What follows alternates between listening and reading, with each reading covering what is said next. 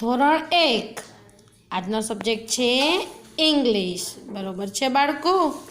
ઇંગ્લિશની અંદર આપણે chapter number 7 CVC words sound of A. તો સીવીસી વર્ડ્સનો મતલબ શું થાય બાળકો? કોન્સોનન્ટ, વોવેલ, કોન્સોનન્ટ એટલે કે વ્યંજન, સ્વર, વ્યંજન. જે પહેલો શબ્દ હોય એ વ્યંજન હોય, જે પહેલો અક્ષર છે એ વ્યંજન હોય, બીજો અક્ષર છે એ સ્વર હોય, ત્રીજો અક્ષર છે એ ફરી પાછો વ્યંજન હોય. બરાબર છે? એટલે બે વ્યંજનની વચ્ચે શું આવે? સ્વર.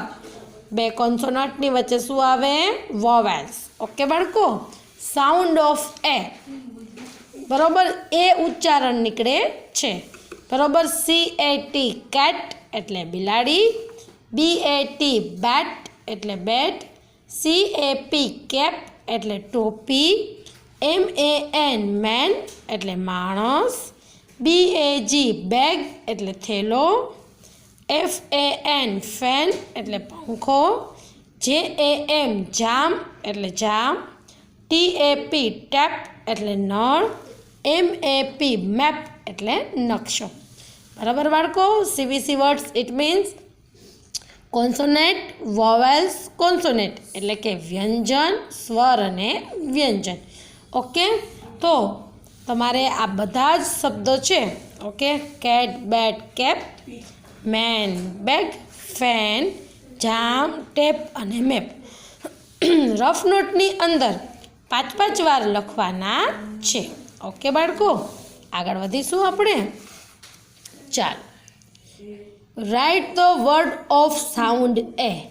તો સાઉન્ડ એના જે શબ્દો છે બરાબર છે એ અહીંયાથી આપણે જોઈ અને અહીંયા લખશું. BAT bat, CAT cat, HAT hat. બરાબર છે? એ સિવાય CAP cap, MAN man, BAG bag, FAN fan, JAM jam, TAP tap, MAP map.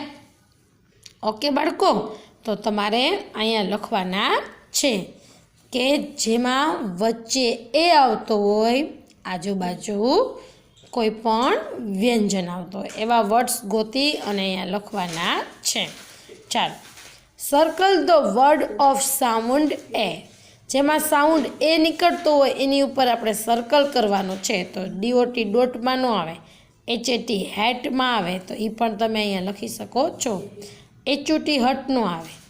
બરાબર છે? Circle the word of sound A આવતો હોય એમાં જ સર્કલ કરવાનું. MOP મોપનો આવે, CAT કેટ આવે, પછી FIG ફિગનો આવે, TAP ટેપ આવે, પછી BAT બેટ આવે. બરાબર છે બાળકો? તો પેજ નંબર 18 and 19 આજે તમારે કરવાનું છે.